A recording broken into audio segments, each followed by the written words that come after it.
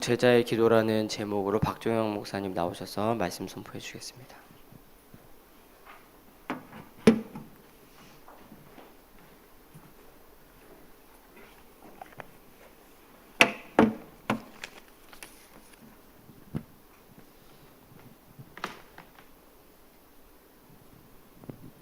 자, 우리 서로를 보고 인사하도록 하겠습니다. 우리는 모두 제자입니다. 자, 오늘 말씀에 예수님의 행하심을 본 제자의 기도라는 말씀을 주십니다. 여태까지 마태복음에 대해서 예수님은 쭉 이제 본인의 사역을 계속 보여주시면서 이제 예수님이 그리스도라는 증거를 계속 보여주고 계신데, 그러면서 이제는 우리한테 당부하시는 말씀을 주세요. 자, 우리 한번 서론 보도록 하겠습니다. 자, 예수님이 행하신 모든 기적은 그의 언약대로 오신 그리스도이심에 증언하기 위함이다. 그렇다면 그의 제자된 우리들은 어떤 기도를 해야 하는가? 우리가 이 마태복음, 보통 이제 스승과 제자라고 하면은 이제 스승이 가지고 있는 그 지식과 지혜와 그런 것들을 제자들이 이어받잖아요. 그걸 가지고 그 제자들이 그 지식을 후대에 전달하는 그런 그걸 갖다가 스승과 제자 관계로 표현하는데, 자, 그리스도께서는 이 마태복음 말씀을 통하여서 계속해서 이제 본인이 하나님의 그 구약 시대 때 언약에서 계속 찾아오신 그 언약이 드디어 성취되어 나타나신 그리스도라는 사실을 이 마태복음 본문 통해서 계속 알려주고 계세요. 여태까지 드러내셨던 그 기적을 통하여서 본인이 그리스도라는 사실을 계속 보여주고 계시죠. 그렇다면 우리가 그 그리스도를 통하여서 예수가 그리스도이심을 믿고 그의 제자가 된 우리들은, 우리가 과연 그리스도의 그 언약과 그 그리스도의 그 치유 사역과 구원 사역을 보면서 우리가 어떤 기도를 해야 될까? 오늘 우리가 그것을 한번 보도록 할게요. 자, 첫 번째로 우리가 어떤 기도를 해야 되냐? 예수 그리스도의 권능을 드러나게 하는 믿음이 회복되게 우리가 기도를 해야 돼요. 자, 마태복음 9장 27절 28절에 예수께서 거기에서 떠나가실새 두 맹인이 따라오며 소리질러 이르되 다윗의 자손이여 우리를 불쌍히 여기소서 하더니 예수께서 집에 들어가심에 맹인들이 그에게 나오거늘 예수께서 이르시되 내가 능히 이 일 할 줄을 믿느냐 대답하되 주여 그러하오이다 하니. 자, 우리가 그 저번에 계속 이 백부장이나 나병 환자나 혈루증 걸린 여인이나 이 수많은 환자들의 병을 치유하시면서 예수님이 가장 많이 하신 말씀이 내 믿음이 너를 구원하였다 말씀하세요. 즉 무슨 말이냐면은 예수님이 이루셨던 그 치유 사역의 공통점은 즉 믿음이 키워드예요. 그가 그리스도라는 사실, 단순히 예수님이 우리의 병을 치유할 수 있는 치유사로서 혹은 의사로서 뭐 그런 분으로서 보는 것이 아니라 그분이 정말 나의 그 모든 문제를 다스릴 수 있고 그 문제를 완전히 해결할 수 있는 그런 권세 가진 분으로서 바라본 그 사람들의 문제가 해결되는 것을 확인했죠. 오늘 나오는 두 맹인도 예수님이 다윗의 자손이라 불렀어요. 이 예수님을 보면서 다윗의 자손이라, 그것이 어떤 뜻이냐? 다음 장 볼게요. 다윗의 자손이라는 거는 구약 시대 때부터 이르는, 말하자면 이스라엘을 구원하실 메시아로서의 언약을 말해요. 다윗의 자손, 다윗 왕의 혈통으로부터 메시아가 나올 것이다라는 언약이 구약 시대 때 계속 나왔어요. 자, 그래서 성경 말씀에도 그날 그때에 내가 다윗에게서 한 공의로운 가지가 나게 하리니 그가 이 땅의 정의와 공의를 실행할 것이니라. 자, 보통 이 얘기를 보면은 이제 이 다윗의 자손, 이 다윗 왕의 혈통인 이 왕의 혈통에서 이 말하자면은 이스라엘을 구원할, 당시 유대인들은 이 메시아를, 이스라엘을 그냥 국가적으로 강대국으로 만들 만한 그런 위대한 지도자가 나올 거라 생각했는데, 이 사람들은, 이 두 맹인은 이 다윗의 자손이라는 뜻을 자신의 그 문제를 해결해 줄 수 있는 그런 단순히 나라를 부강하게 만들 수 있는 그런 능력 가진 분이 아니라 자신들의 문제를 해결해 줄 수 있는 진짜 메시아로서의 의미로서 이분을 보신 거죠. 그래서 이 두 맹인이 예수님께 부르짖었고, 예수님은 이 둘을 따로 부르셔서 물어보신 거예요. 내가 능히 이 일 할 줄을 믿느냐? 그리고 두 맹인은 그 질문에 대해서 대답을 했죠. 자, 여기서 드러나는 것이 바로 중요한 것이 믿음이에요. 우리가 하나님에 대한 또 그리스도에 대한 믿음과 신뢰가 커져야 돼요. 그래서 우리가 그리스도를 진짜 믿는다는 것이 단순히 우리가 막연하게 알고 있었던 모든 문제 해결자로서가 아니라 우리의 모든 문제, 우리의 세밀한 그런 문제까지 해결해 줄 수 있는 그런 완전하신 해결자로서 우리가 그분을 봐야 돼요. 그랬더니 예수님이 뭐라고 하십니까? 자, 그들의 눈을 만지시며 이르시되 너희 믿음대로 되라 말씀하시죠. 여기서는 구원받았다가 아니라 너희 믿음대로 되라 하시면서 그들의 눈을 만지시는 걸 볼 수 있는데 여기서 저는 잠깐 무슨 생각이 들었냐면은 예수님이 그들의 믿음대로 되라고 말씀하셨는데 만일에 그 두 맹인의 눈이 낫지 않았거나 하면은 어떤 일이 벌어졌을까 잠깐 생각해 봤어요. 그러면은 두 맹인이 아마도 그들의 믿음이 사기였거나 아니면은 예수님이 사기꾼이었거나 약간 그렇겠죠. 예수님께서 그들의 믿음대로 되라라고 말씀하신 것은 말하자면은 예수님이 전에 병자를 치유하실 때 그 바리새인들이 시기하고 질투하고 그랬던 마음을 예수님께서 그들의 마음을 보는 것처럼 하셨다고 하셨듯이 또 혈루증 걸린 여인들의 그 믿음을 말도 안 하고 예수님이 옷자락을 만졌는데도 불구하고 예수님이 그 여인의 마음을 아셨듯이 예수님은 이미 그들의 믿음도 아셨을 거예요. 그랬기 때문에 예수님이 그들의 믿음대로 되라 하신 거고 그 믿음대로 되라 하신 그 말씀이 완전히 성취된 것이죠. 이 말은 단순히 예수님이 진짜 치유자로서 뿐만 아니라 우리의 진짜 모든 것을 우리의 마음까지 속속들이 하시고 우리의 필요한 것을 우리보다 더 잘 하신다는 그런 중심도 돼요. 그래서 그런 예수 그리스도를 우리가 깊이 확인해야겠습니다. 그리고 그 예수 그리스도가 어떤 분이신지도 진짜 제대로 확인해야 될 거예요. 자, 다음 장이에요. 자, 예수님께서 그들의 눈을 만지시면서 그들의 병이 치유되었을 때 그들의 눈이 밝아졌죠. 그러면서 예수님께서 엄히 경고하시되 삼가 아무에게도 알리지 말라 하셨으나 그들이 나가서 예수의 소문을 온 땅에 퍼뜨리니라. 예수님께서 분명히 경고하셨어요. 이 일을 퍼뜨리지 마라.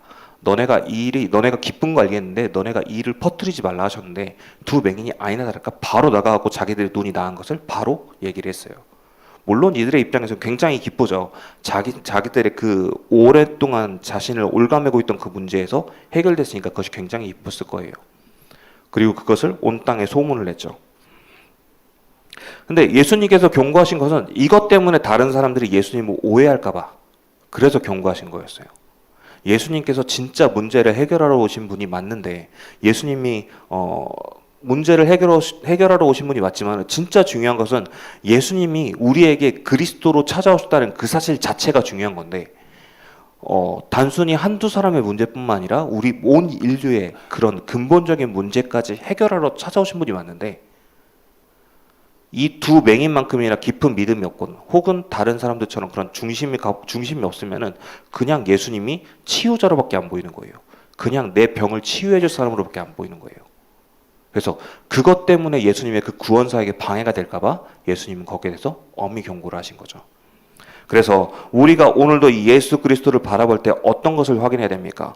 이 능력과 권세 가진 예수님이 어쩌다가 우연히 우리한테 찾아오신 것이 아니에요. 예수님께서는 우리를 구원하시려고 예전부터 언약 가지고 또 예언되었던 그분이 드디어 우리를 찾아오셨고 그것을 가지고 그 능력과 권세로 자신이 오셨음을 증명하신 거예요. 그래서 오늘도 우리가 확인해야 될 것은 예수 그리스도의 권능을 드러나게 하는 믿음이라고 했을 때 진짜 예수가 그리스도 되심 그 자체로서 우리한테는 이분이 참 권세가 되는구나. 우리가 그 사실을 깊이 확인해야겠습니다. 그래서 오늘도 예수가 그리스도 되심이 나의 모든 문제를 해결하고 오늘도 나의 그 괴로운 것들을 다 해결해 주시는구나. 그 사실을 분명히 확인하시면서 그 믿음을 회복하는 것으로 우리의 신앙생활이 시작되기를 바랍니다. 자, 두 번째로 우리가 또 뭘 가지고 기도해야 됩니까? 자, 사탄을 꺾고 현장을 정복하는 하나님 나라가 임하도록 기도를 해야 돼요. 자, 마태복음 9장 32절에서 34절에 그들이 나갈 때에 귀신 들려 말 못하는 사람을 예수께 데려오니 귀신이 쫓겨나고 말 못하는 사람이 말하거늘 무리가 놀랍게 여겨 이르되 이스라엘 가운데서 이런 일을 본 적이 없다 하되 바리새인들은 이르되 그가 귀신의 왕을 의지하여 귀신을 쫓아낸다 하더라. 자, 이 두 맹인이 나가니까 또 바로 사람들이 이번에는 말 못하는 사람을 데려왔어요. 근데 뭐가 전제되어 있나요? 귀신 들려서 말 못하는 사람을 데려왔다 그랬어요. 전에도 몇 번 계속 얘기했을 거예요. 당시 유대인들의 중심에 뭐가 있었냐면은 이 사람들이 병에 걸린 거, 혹은 이 사람들의 가족의 병에 걸렸다 그러면은 자기가 죄를 지었거나 혹은 가족이 죄를 지었거나 아무튼 죄와 연관이 있기 때문에 이 사람이 벌을 받는다고 생각을 했어요. 그래서 이 사람이 지금 그 죄가 벌로서 자신의 육신에 나타난다고 믿었어요. 근데 사실 지금 봐도 크게 다른 건 없죠. 우리가 불신자 6가지를 보면 계속 뭐가 나와요? 영적 문제, 우상 숭배, 정신 문제, 육신 문제 나오죠. 우리가 하나님을 떠나서 사탄의 권세 아래 놓였을 때부터 계속 찾아오는 문제가 뭐예요? 앞을 알 수 없고 미래를 볼 수 없고 염려와 불안 속에 있을 수밖에 없고 그 가운데 나는 살려고 발버둥 치다 보니까 누군가와 자꾸 경쟁해야 되고 갈등해야 되고 누군가를 해치지 않으면 안 되고 그런 상태 속에 빠지게 되잖아요. 그런 가운데 있다 보니까 자신의 그런 정신 문제와 육신 문제로까지 문제가 찾아오게 되고요. 자, 이런 사람들이에요. 이런 사람들이 예수님께 찾아온 거예요. 그런데 예수님이 거기에 대해서 뭐라고 하십니까? 바로 귀신을 쫓아내고 말 못하는 사람이 낫거늘.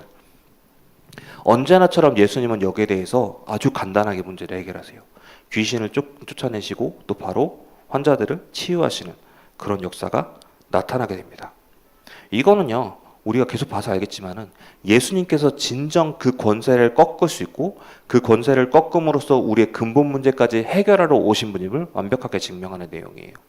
그래서 그리스도를 바라볼 때 정말 이 그리스도께서 우리의 모든 문제를 해결하셨다는 것은 단순히 우리가 지금 처한 문제, 우리가 태생적인 문제 그것뿐만 아니라 우리가 갖고 있던 그런 근본적인 문제, 하나님을 떠났던 원죄의 문제까지 완전히 해결하셨다는 사실을 우리가 분명히 확인해야 됩니다. 그래서 내가 먼저 살아나고 그 복음을 통해서 다른 사람도 살려는 거, 그것이 바로 전도고 하나님의 나라가 확장되는 거예요. 다음 장 볼게요. 우리가 보통 전도라고 하면은 현장에 나가서 복음 전하고 누가 살아나고 현장이 뭐 복음 선포돼서 뭐 나라가 꺾이고 뭔가 현장에 뭔가 빛이 비춰져야 되는 그런 것처럼 생각할 수 있지만은 지금 당장 우리 주변에 지금 내가 있는 현장에 누군가가 나로 인해서 예수를 믿게 되었다면 혹은 나를 통해서 그 사람이 예수 그리스도에 대해서 알게 되었다고 한다면은 그걸로 그 사람이 살아나는 거예요. 거기서부터 시작이에요. 거기서부터 전도가 시작되는 것이고 거기서부터 그 사람이 한 사람이 그것으로 인해서 자기의 신앙이 싹이 트기 시작했다면 그거는 단순히 한 사람이 살아난 것 이상으로 말하자면 하나님 나라가 확장이 된 거예요. 왜냐하면 우리 입장에서는 그냥 단순히 복음 전하고 한 사람이 전도한 거라고 생각하지만 그때부터 그 사람의 중심에 뭐가 있냐면 사탄의 권세가 완전히 쫓겨나고 그때부터 하나님이 들어오시는 거예요. 하나님의 통치가 임하는 말하자면 영토가 된 거예요.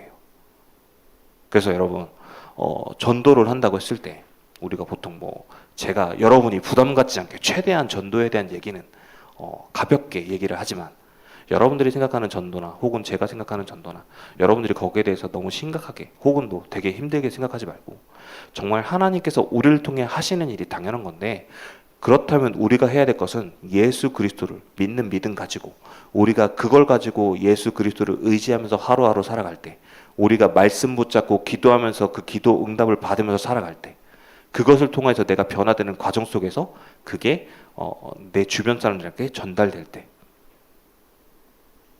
그것이 전도예요. 그러니까 여러분 거기에 대해서 막 이 사탄의 나라가 꺾여지고 하나님 나라가 전파되는 이 과정 속에서 정말 여러분의 입장에서는 되게 맞아요. 결국 전달하고 싶은 거는 전도에 대해서 부담스럽게 생각하지 않되 이것이 정말 중요한 하나님의 사역이라는 거. 그래서 하나님께서 우리를 통해 하시지만 결국 하나님께서 하신다는 그 사실을 여러분이 확인하시면서 오늘도 여러분의 현장에 정말 하나님의 나라가 선포되는 하나님의 나라가 여러분을 통해 증명되는 그 증거를 여러분이 그걸 가지고 여러분이 함께 기도했으면 좋겠습니다. 자, 그리고 세 번째입니다. 또 우리가 무엇을 갖고 기도해야 됩니까? 추수할 일꾼을 위해서 기도해야 돼요. 마태복음 9장 35절 36절에 예수께서 모든 도시와 마을에 두루 다니사 그들의 회당에서 가르치시며 천국 복음을 전파하시며 모든 병과 모든 약한 것을 고치시니라. 무리가 보시고 불쌍히 여기시니 이는 그들이 목자 없는 양과 같이 고생하며 기진함이라. 예수님께서 이제 온 마을과 온 회당을 돌아다니면서 보신 게 뭐냐면 이 수많은 사람들이 목자 없는 양과 같이 기진한다는 걸 보셨어요. 목자 없는 양이라는 건 뭐냐면은, 자, 한번 볼게요. 자, 양은요, 우리가 보통 이제 오래된 가축이라고 생각하면 인간화가 많이, 그러니까 인간의 가축화가 많이 진행된 짐승이라 그러면 흔히 개를 생각하잖아요. 그 개 다음으로 오래된 짐승이 양이에요. 특히나 그러니까 돼지나 소보다 훨씬 오래됐어요. 이 양 같은 경우에는 사람한테 많은 걸 제공하죠. 양털도 제공하고 고기도 제공하고 꽤 많은 걸 제공하는데, 그래서 이 양은 있잖아요. 사람의 돌봄이 없으면 자기가 그냥 풀어놓으면 혼자 못 살아요. 양이 어떤 짐승이냐? 양은 되게 시력이 나쁘대요. 되게 시력도 나쁘고 눈치도 없고 되게 둔하대요. 그런데 그 와중에 되게 고집도 세갖고 되게 마이페이스라고 해요. 그러다 보니까 목자 없이 그대로 놔두면은 자기들끼리 뿔뿔이 흩어지거나 아니면 그 자리에 터벅 그냥 가만히 거기서 서갖고 있거나 막 그러는데, 특히나 이 양에 대해서 관리를 하지 않으면 보통 동물들이, 초식 동물들이 풀을 뜯어 먹잖아요. 이제 뭐 소나 뭐 그런 동물들은 풀의 위에만 뜯어 먹는데 양 같은 경우는 땅에 있는 풀뿌리까지 다 뜯어 먹기 때문에 가만 놔두면은 그 땅에 있는 지역의 모든 풀들이 다 완전히 황폐해진다고 해요. 그래서 이 양 같은 경우에는 끊임없이 목동이 이 양들을 치면서 계속 왔다가 이렇게 주변을 돌아다니면서 목초지를 찾아다니면서 양을 꾸준히 먹이고 이 양의 풀뿌리까지 뜯어먹지 않게 그런 걸 관리를 해줘야 되는데, 자, 특히나 이 양은요 되게 겁도 많은데 분조장 기질도 있대요. 그러니까 언제 화가 날지 몰라요. 근데 일단 화가 나면은 눈 돌아가서 누굴 들이받을지도 몰라요. 이러면서 정말 누군가 돌봐주지 않으면은 천정한테 꼼짝도 못하고 우왕좌왕하다 죽는 모습도 있어요. 이렇게 양이 있잖아요. 되게 순한 이미지고 우리가 알고 있는 이미지랑 다르게 되게 마이페이스에다가 고집도 세고 눈치도 없고 그래요. 은연중에 우리랑 겹쳐 보이지 않나요? 아닌가? 이 양들이 있잖아요. 정말 이 목동이 없으면, 우리에게도 하나님이 없으면, 우리가 하나님의 그 돌보심이 없으면 우리는 어떻게 살아갈지 몰라요. 우리 인간의 지금 모습이 어떠냐면은 이 목자 없는 양과 비슷비슷해요. 자, 이번에도 또 흉기 사건이 최근에 또 일어났습니다. 그리고 또 무슨 사건이 또 되게 많이 많죠? 요새 막 그 학교 얘기가 굉장히 많아요. 다음 장이요. 학교의 문제가 굉장히 많아요. 요새 교사 선생님들 되게 힘들죠. 학교 선생님들. 이분들이 계속 이제 학부모들에 대한 그런 학부모들이 계속 이제 갑질을 하고 그러니까 이분들도 굉장히 힘들고 되게 마음고생도 많고 하다 보니까 좀 퇴직하는 분들도 많고 또 혹은 이제 좀 안 좋은 선택을 하시는 분도 많고 그런 문제를 많이 겪어요. 왜 자꾸 이런 문제가 자꾸 생겨나나? 자꾸 공론화가 되고 있음에도 불구하고 왜 자꾸 피해자가 생겨나냐? 누군가는 계속 끊임없이 이런 문제에 대해서 계속 문제가 생기는데 왜 자꾸 이런 문제가 생겨나냐면 우리가 알지 못하는 영적 문제가 자꾸 나타나기 때문이에요. 우리가 알지 못하는 영적 문제. 물론 여기서는 다 이유가 있었을 거예요. 아마 뭐 부모님이 교사에 대한 상처가 있거나 그럴 수도 있어요. 아까 방금 전에도 잠깐 얘기했던 그 흉기 사건에도 무슨 얘기했냐면 뭐 이번에도 흉기 사건이 한 번 있긴 있었는데 그 가해자가 어떤 얘기를 했냐면 주변에 다른 사람들이 아무도 자기 믿어주지 않고 심지어 자기 어머니도 자기 믿어주지 않고 자기가 벌어준 돈을 죄다 무속인한테 막 다 때려붓고 있으니까 자기가 너무 억울해서 너무 분에 차올라서 자기가 요리사다 보니까 칼을 갖고 있다 보니까 자기가 분에 못 이겨서 칼 막 휘두르고 있었다. 그렇게 얘기를 하더라고요. 이런 사람도 있겠죠. 이유가 있는 사람도 있을 거예요. 근데 대다수는 이유를 자기도 왜 그런지 이유를 몰라요. 왜냐? 자기도 모르는 영적 문제 안에 처해 있거든요. 자기도 모르는 문제 가운데 혹은 자기가 알긴 알지만 그것들이 하나하나 중첩되다 보니까 진짜 더 이상 피할 길이 없을 정도로 화가 터져서 그렇게 터진 경우도 있을 수 있어요. 근데 어쨌든 중요한 건 뭐냐면 정말 이런 영적 문제에 빠진 사람들, 이런 문제 속에 있는 사람들, 이렇게 표면적으로 계속 드러나는 이유는 이 영적 문제 속에 빠진 사람들이 진짜 자기를 이끌어줄 사람이 없으면, 정말 영적으로 자기가 도와줄 만한 사람을 찾지 못하면은 이럴 수밖에 없어요. 모든 인간의 상태가 결국 이런 상태. 이거는 극단적인 상황이니까 이런 상황으로 치닫을 수밖에 없는데 다른 방향으로도 얼마든지 이런 사람들이 이런 문제가 나타날 수가 있어요. 그래서 우리가 바라봐야 될 것이 뭡니까? 자, 다음 장이에요. 마태복음 9장 37절에 38절에 이에 제자들에게 이르시되 추수할 것은 많으나 일꾼이 적으니 그러므로 추수하는 주인에게 청하여 추수할 일꾼들을 보내주소 하라 하시니라. 예수님께서 이런 사람들의 갈급함을 보신 거예요. 온 마을과 온 회당을 돌아다니시면서 말씀을 전하시고 치유하는데 수많은 사람들이 이런 문제 가운데 이런 상처를 가지고 살아가는 걸 보다 보니까 예수님께서 이 사람들한테 그런 말씀을 전달하신 거예요. 이 제자들에게 이 말씀을 전달하신 거예요. 왜냐? 예수님께서는 평생 오래 우리와 함께 있지 않으시니까요. 예수님이 찾아오심으로써 우리에 대한 구원 사역이 나타나는 거 말해요. 근데 예수님께서 우리에게 찾아오신 것은 평생 우리와 함께 하시면서 우리의 모든 것을 치유하러 오신 것이 아니라 우리에 대한 구원을 한 방에 해결하시기 위해서, 본인이 죽으심으로 인해서 우리의 문제를 해결하기 위해 찾아오신 거예요.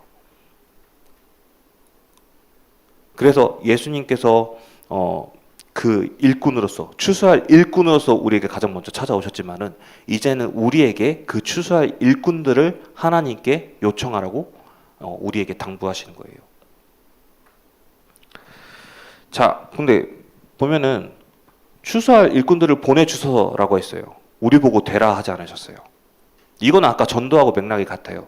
여러분이 거기에 대해서 우리가 전도에 대해서 우리의 노력이나 우리의 능력이나 우리가 뭐 다른 사람한테 복음 막 전하고 막 그런 사람 살리고 그걸 가지고 우리의 성과로 삼는 것이 아니라 우리가 누리는 와중에, 우리가 신앙생활을 누리고 있는 중에 우리에게 나타나는 그 증거를 통해서 다른 사람이 전도가 되는 과정, 혹은 그 과정 속에서 우리를 보고 또 그 살아나는 사람 중에 또 하나님의 제자가 나타날 수 있어요.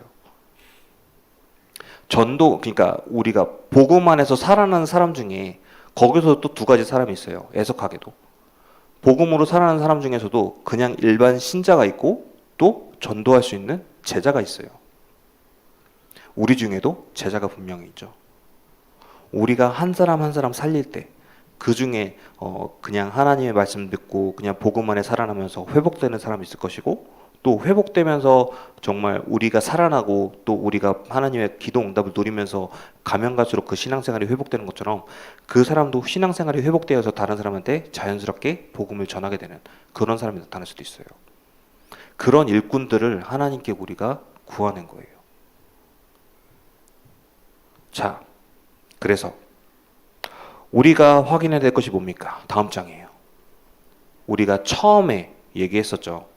우리가 하나님의 제자로서 우리가 기도할 것이 무엇입니까? 자, 정리를 했을 때 우리는 예배와 말씀을 누리면서 그리스도를 체험하고 의지하는 과정 속에 또 현장에 하나님 나라가 임하는 것을 보면서 예비된 자들을 우리에게 붙여주심을 놓고 기도하는 것. 그게 우리의 기도 제목이 돼야 돼요. 그게 우리의 기도 내용이 돼야 돼요. 그게 우리가 하나님께 기도해야 될, 또 하나님께 의지하고 요청해야 될 내용이 돼야 돼요.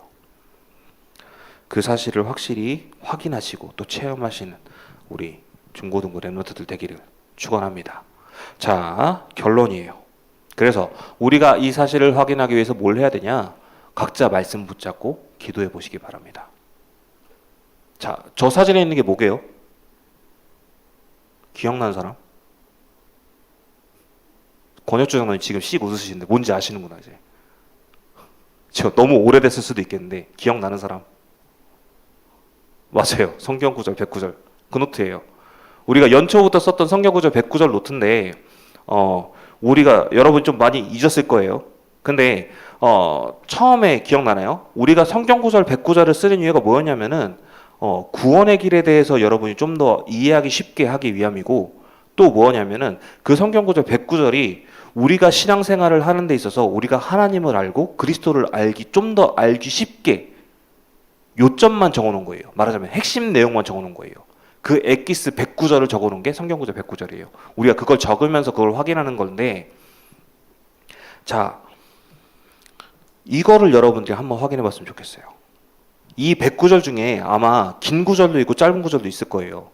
근데 여러분이 그걸 쓰고 혹은 읽거나 하면서 거기서 여러분이 아마 좀 생각하게 되거나 깊이 박혔거나 좀 좌우명이라고 하긴 좀 그렇지만 여러분이 붙잡게 된 구절이 있을 거예요. 저 같은 경우는 저거예요. 잠언서 3장 5절에서 6절. 너는 마음을 다하여 여호와를 신뢰하고 내 명철을 의지하지 말라. 너는 범사의 그를 인정하라. 그리하면 내 길을 지도하시리라. 왜냐하면 제가 안 되거든요. 제가 그렇게 안 되거든요. 제가 그만큼 하나님을 의지하는 게 어려워요. 제가 그만큼 우리 하나님께 의지하고 기도하는 게 어려워요. 자꾸 제 생각 의지하고요. 제 기준 의지하고요. 제 의지를 의지하고요. 제 경험을 의지하고요. 이게 아니라 하나님 말씀에 더 의지하고 하나님 우리가 예배드릴 때 그 하나님 말씀과 하나님께 찬양하고 하나님께 기도하고 좀 더 하나님을 의지하고 사소한 문제든 큰 문제든 하나님을 의지하면서 하나님께서 나의 모든 것을 내 모든 길을 길이 밝게 비춰주시는데 거기에 대해서 내가 그만큼 내가 더 의지하기 원합니다 하는 마음에서 저는 이 말씀을 붙잡고 있어요. 여러분에게도 그런 말씀이 하나쯤 있을 거예요. 있어야 돼요. 있어야 돼요, 여러분. 하나씩 붙잡으시기 바랍니다. 하나씩 붙잡고 확인해 보시기 바랍니다. 자, 삼국이라는 드라마가 있거든요. 삼국이라는 드라마가 이제 중국에서 이제 삼국지 내용으로 이제 제작한 드라마인데 거기에 이제 조조 역할을 맡았던 진건빈이라는 중국 배우가 있어요. 근데 이 배우가 이 조조 역할을 하기 위해서 이 사람이 어떤 걸 했냐면 우리 배우들이 보통은 이제 그 사람 그 어떤 캐릭터를 연구하려면은 그 캐릭터에 대한 가장 유사한 걸 찾거나 그 직업을 좀 이해해 보려 하거나 그 사람과 비슷한 캐릭터나 혹은 뭐 실존 인물이라면 그 사람의 그 어떤 뭐 자서전이나 그런 걸 읽어보곤 하거든요. 이 진건비라는 배우가 조조 역할을 하기 위해서 뭘 했냐면은 이 조조에 대한 연구를 하면 조조에 관련된 책을 많이 읽어봤대요. 근데 조조에 대한 책은 작가의 그런 어떤 생각이나 그런 것들이 많이 들어가 있다 보니까 이 진검진이라는 배우가 뭘 했냐면은 조조가 조조가 생전에 썼던 시에 대해서만 연구했대요. 왜냐 거기에 대해서는 자기 생각만 들어가 있거든요. 조조의 생각만 들어가 있고 조조의 그 어떤 인품이나 자기가 보통 주로 쓰는 단어나 그런 것들이 적혀 있으니까 가장 조조에 대해서 알맹이만 연구할 수 있는 부분이기 때문에 그 배우가 거기에 대해서 연구했대요. 자, 여기서 하고 싶은 말이 뭐냐?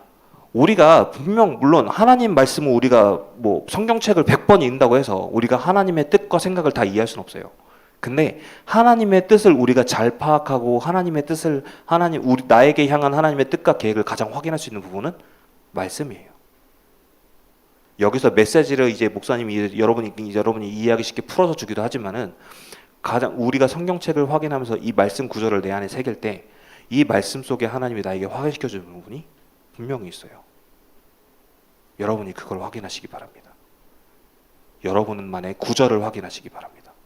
여러분이 그 말씀 구절을 확인하시면서 이번 주 한 주간 하나님이 나를 어떻게 인도하시는가? 하나님이 나에게 진짜 나에게 그리스도 되시 맞는가? 내가 정말 그 예수 그리스도의 권능에 의지하고 있는가?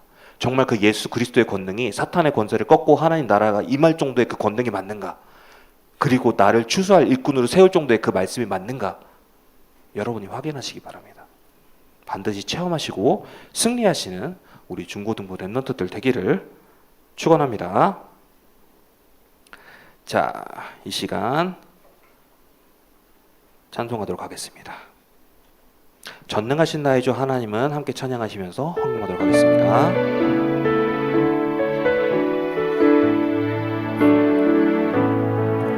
전능하신 나의 주 하나님은 능치 못하실 일 전혀 없네. 우리의 모든 간구도 우리의 모든 생각도 우리의 모든 꿈과 모든 소망도 신실하신 나의 주 하나님은 우리의 모든 괴로움 바꿀 수 있네. 불가능한 일 행하시고 죽은 자를 일으키시니 그를 이길 자 아무도 없네.